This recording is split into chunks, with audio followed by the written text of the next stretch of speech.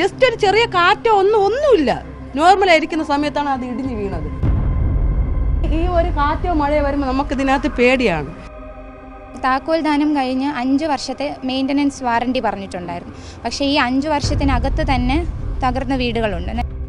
കമ്പിയാണ് പൊളിഞ്ഞ് വീണതാണ്. ഒരല്പം ഒരു 10 മിനിറ്റ് കഴിഞ്ഞപ്പോഴാണ് സ്കൂൾ ബസ് വന്നത്. ആ സമയത്താണ് ഈ മക്കൾ വന്നിരുന്നെങ്കിൽ അവസ്ഥ എന്നാലോചിച്ചൊക്കെ. മെയിൻ്റനൻസ് കൊണ്ട് ഇതൊന്നും ചെയ്യാൻ കഴിയില്ല. കാരണം അകത്തുള്ള കമ്പി ഉൾപ്പെടെ തുരുമ്പിച്ച വെളിയിൽ കാണുന്ന അവസ്ഥയാണ്. നോക്കാന്ന് പറയണതല്ലാതെ ആരും വന്നിട്ടില്ല. പക്ഷെ ഈ മേയർ ഞങ്ങൾ സമ്മതിച്ചിരിക്കുന്നു. ഈ മേയർ ഇപ്പോൾ 2ാമത്തെ പ്രാവശ്യമാണ് ഞങ്ങളെ കാണാൻ ഇവിടെ വരുന്നത്. സാധാരണക്കാരായ ജനങ്ങളെ കബളിപ്പിച്ചുകൊണ്ട് ഗവൺമെൻറ് പണം തട്ടിയെടുത്തിട്ടുണ്ടോ ആരെങ്കിലും, മതിയായ കോൺക്രീറ്റ് ചെയ്യുമ്പോഴൊക്കെ തന്നെ മതിയായ മാനദണ്ഡങ്ങൾ പാലിച്ചിട്ടുണ്ടോ എന്നൊക്കെ തന്നെ അന്വേഷിക്കേണ്ടതായിട്ടുണ്ട്. അപ്പം ആൾക്കാരെല്ലാവരും മരണഭീതിയിലാണ് ജീവിക്കുന്നത്. രാവിലെ ഉറങ്ങി എണീക്കുന്നത് എങ്ങനെയാണെന്നുള്ള ഒരു ഭയമുണ്ട് ആൾക്കാർക്കൊക്കെ.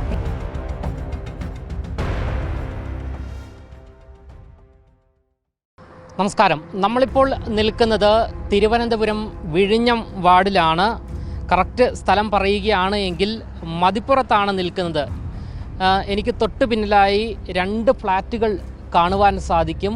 മത്സ്യത്തൊഴിലാളികൾക്ക് വേണ്ടി 2018 നിർമ്മിച്ച് നൽകിയ ഒരു ഫ്ലാറ്റാണിത്. ഏകദേശം 300-ലധികം കുടുംബങ്ങളാണ് ഇവിടെ താമസിക്കുന്നത്. നേരത്തെ പറഞ്ഞതുപോലെ 2018 കെട്ടിപ്പൊക്കിയ ഈ ഫ്ലാറ്റ് 10 വർഷം പോലും തികഞ്ഞിട്ടില്ല. അതിന് മുൻപേ ഇതാണ് സാഹചര്യം. ദൃശ്യങ്ങളിൽ നമുക്ക് കാണുവാൻ സാധിക്കും. കമ്പികളെല്ലാം തന്നെ തുരുമ്പെടുത്ത രീതിയിൽ പുറത്താണുള്ളത്. സമാനമായ രീതിയിൽ ഈ ഫ്ലാറ്റിൻ്റെ മേൽക്കൂരയുടെ സാഹചര്യവും ഇതാണ്. ഇക്കഴിഞ്ഞ ദിവസം ഒരാളുടെ ദേഹത്തേക്ക്, തലയിലേക്ക് ഈ വാർപ്പ് ഇടിഞ്ഞു പൊളിഞ്ഞ് വീഴുന്ന സാഹചര്യം വരെ ഉണ്ടായി. എന്താണ് ഇവിടെ സംഭവിച്ചത് എന്നുള്ള ചോദ്യമാണ് ഉയർന്നു വരുന്നത്. വലിയ രീതിയിലുള്ളൊരു ക്രമക്കേട് ഈ ഒരു ഫ്ലാറ്റിൻ്റെ നിർമ്മാണവുമായി ബന്ധപ്പെട്ട് നടന്നിട്ടുണ്ട് എന്നുള്ളതാണ് നമുക്ക് മനസ്സിലാക്കാൻ സാധിക്കുന്നത്. ഒരു തരി സിമൻറ്റ് ഉപയോഗിച്ചിട്ടുണ്ടോ എന്നുള്ളൊരു സംശയവും നമുക്ക് ഉയർന്നു വരികയാണ്. നേരത്തെ പറഞ്ഞതുപോലെ 300-ലധികം കുടുംബങ്ങൾ നിലവിലിപ്പോൾ ഇവിടെ മരണഭീതിയിൽ കഴിയുകയാണ്.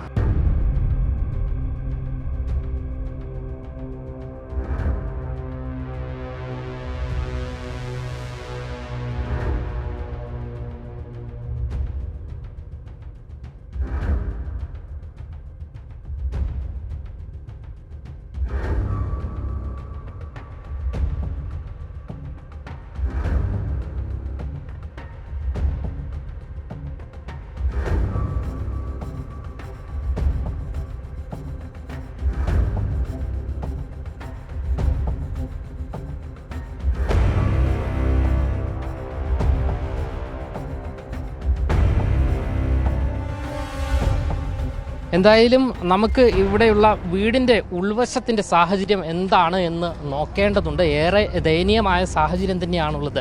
ഏകദേശം 90 കോടിയിലധികം രൂപ ചെലവിട്ടുകൊണ്ട് സംസ്ഥാന സർക്കാരിൻ്റെയും അതുകൂടാതെ കേന്ദ്ര സർക്കാരിൻ്റെയും നഗരസഭയുടെയും ഫണ്ട് വിനിയോഗിച്ചുകൊണ്ടാണ് ഇത്തരത്തിൽ കോടിക്കണക്കിന് രൂപ, 90 കോടിയിലധികം രൂപ ചെലവിട്ടുകൊണ്ട് ഇത്തരത്തിലൊരു ഫ്ലാറ്റ് മത്സ്യത്തൊഴിലാളികൾക്ക് വേണ്ടി നിർമ്മിച്ച് നൽകിയത്. ഞാനിപ്പോൾ നിൽക്കുന്നത് ഒരു വീടിന് മുൻപിൽ ഉൾവശത്താണ്.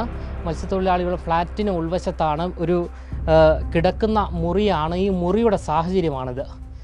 സീലിംഗ് അടക്കം ഇടിഞ്ഞു പൊളിഞ്ഞ് വീഴുന്ന സാഹചര്യമാണ്. ഏത് നേരവും ഇടിഞ്ഞു പൊളിഞ്ഞ് വീഴാവുന്ന സാഹചര്യമാണുള്ളത്.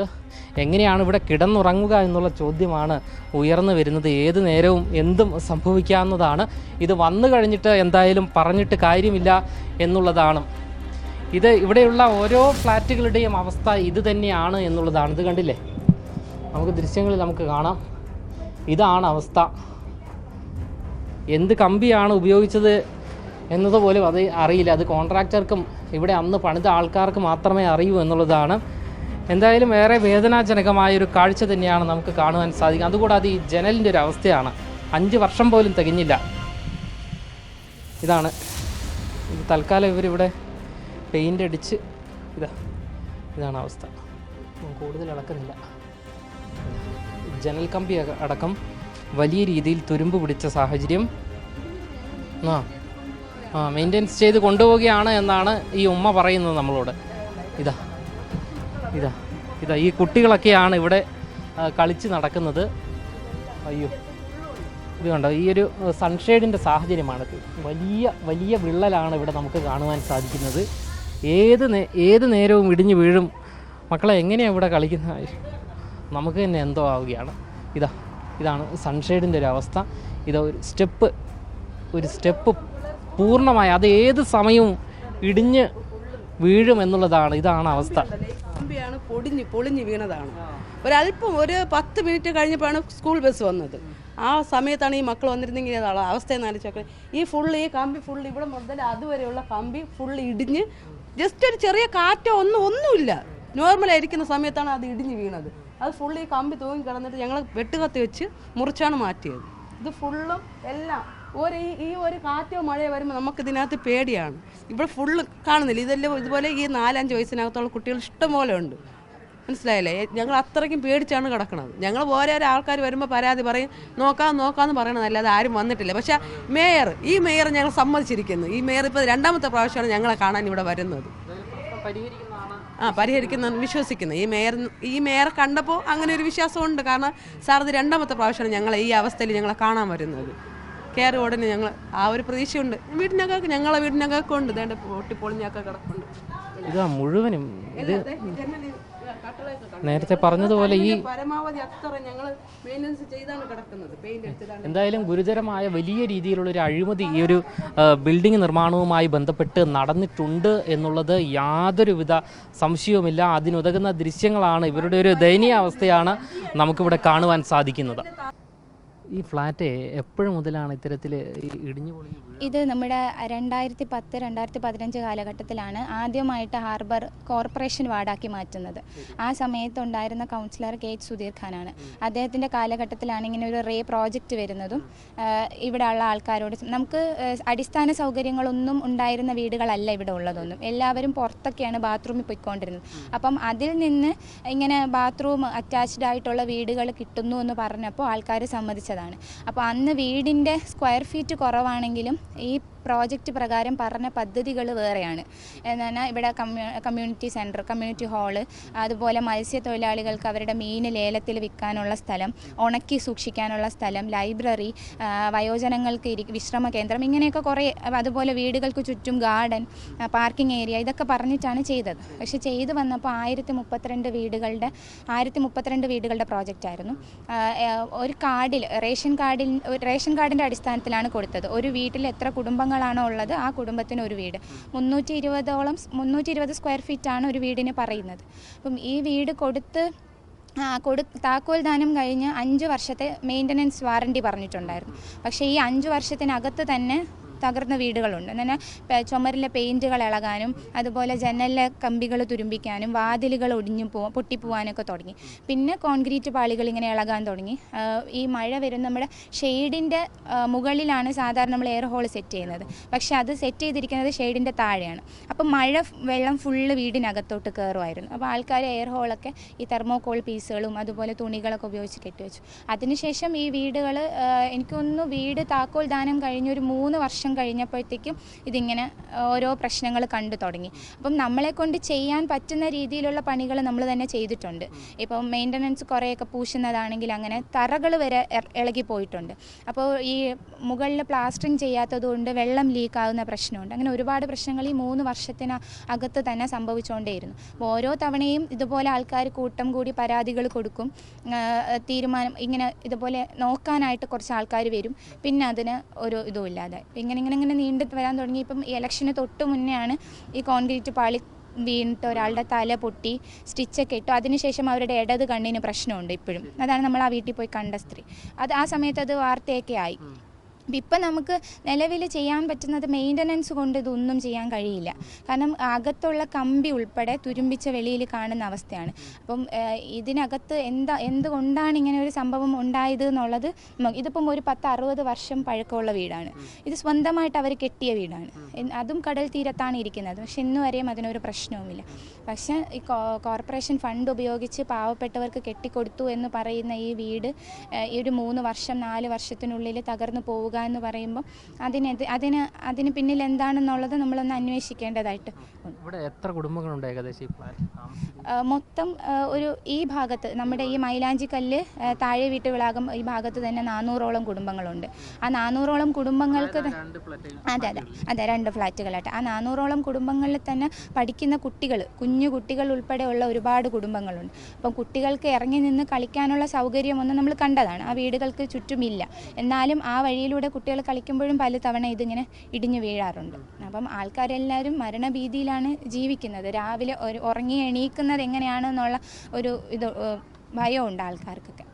ഇതിന് എന്തായാലും ഒരു പോംവഴി വേണം എന്നുള്ള രീതിയിൽ ഞാൻ കയറി കഴിഞ്ഞപ്പോൾ എന്നെ കൊണ്ട് ചെയ്യാൻ പറ്റുന്ന രീതിയിൽ ഞാൻ മേയറെ കണ്ടു. മേയർക്ക് ഇങ്ങനെ പരാതി കൊടുത്തു. അപ്പോൾ മേയറിൻ്റെ ഇടപെടൽ കാരണം മേയർ വാർഡിൽ നിന്ന് ആൾക്കാരെ കൊണ്ടുവരാൻ പറഞ്ഞു. അപ്പോൾ നമ്മൾ പരാതിയായിട്ട് മേയറിൻ്റെ അടുത്തേക്ക് ചെന്നു. നമ്മൾ കാര്യങ്ങൾ സംസാരിച്ചപ്പോൾ അതിൽ നിന്ന് മേയർക്ക് തന്നെ ഒരു ധാരണ കിട്ടിയതിന് പ്രകാരമാണ് മേയർ ഇന്ന് നമ്മളെ കാണാനായിട്ട് വന്നത്. കണ്ടു, ഏകദേശം കാര്യങ്ങളൊക്കെ അദ്ദേഹത്തിന് മനസ്സിലായിട്ടുണ്ട്. അതിന് ഉള്ള നടപടി എടുക്കുമെന്ന് വിശ്വസിക്കുന്നു.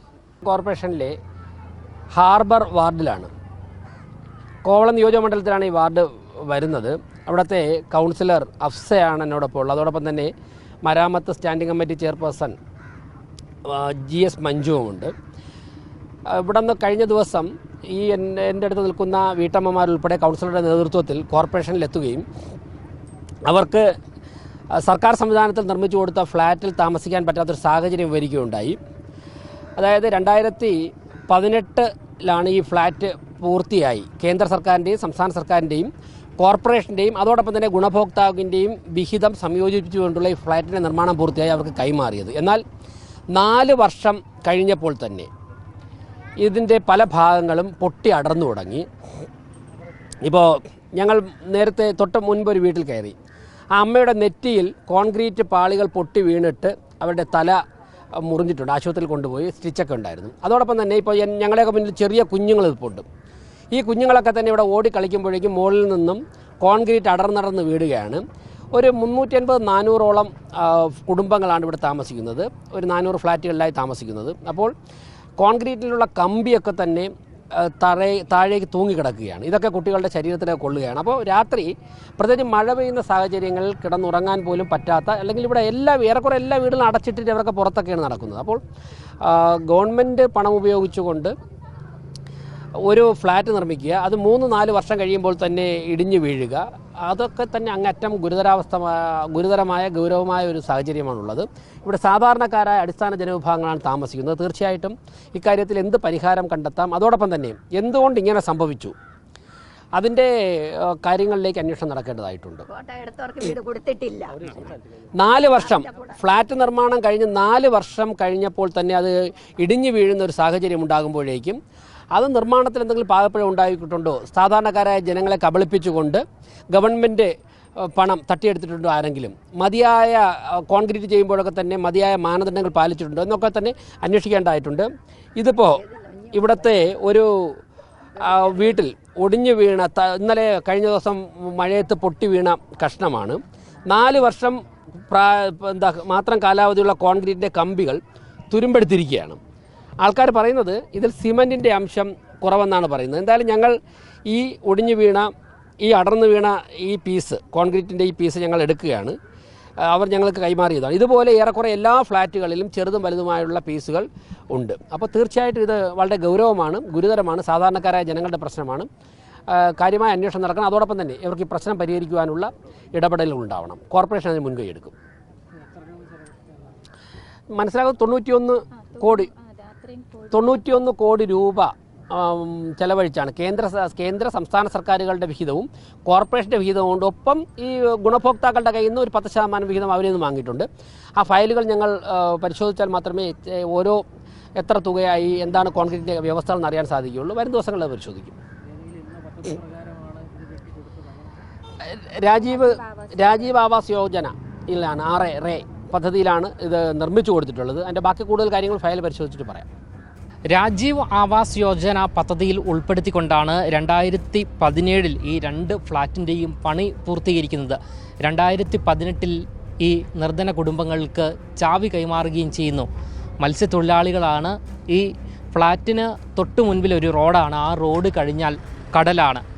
കടൽക്കാറ്റും കടൽക്ഷോഭവും എല്ലാം തന്നെ വലിയ രീതിയിൽ അനുഭവിക്കുന്നവരാണ് ഈ മത്സ്യത്തൊഴിലാളികൾ ഒരു മഴ പെയ്താൽ വലിയൊരു കാറ്റടിച്ചാൽ ഈ കെട്ടിടം ഇടിഞ്ഞു വീണ് മരണം സംഭവിക്കുമോ എന്നുള്ള മരണഭീതിയിലാണ് ഈ കുടുംബങ്ങൾ, നിരവധി കുടുംബങ്ങൾ, അതായത് 300-ലധികം കുടുംബങ്ങൾ ഇവിടെ അന്തിയുറങ്ങുന്നത്. ഇവരുടെ ജീവന് വിലയില്ലേ എന്നുള്ള ചോദ്യവും അവർ ഉയർത്തുകയാണ്. തിരുവനന്തപുരം നഗരസഭാ മേയർ ഈ ഒരു പ്രശ്നത്തിന് പരിഹാരം കാണും എന്നുള്ള പ്രതീക്ഷയാണ് അവർ പങ്കുവയ്ക്കുന്നത്. ക്യാമറമാൻ ആഷിക്കിനൊപ്പം അമൽ രുദ്ര, മറുനാടൻ മലയാളി, തിരുവനന്തപുരം.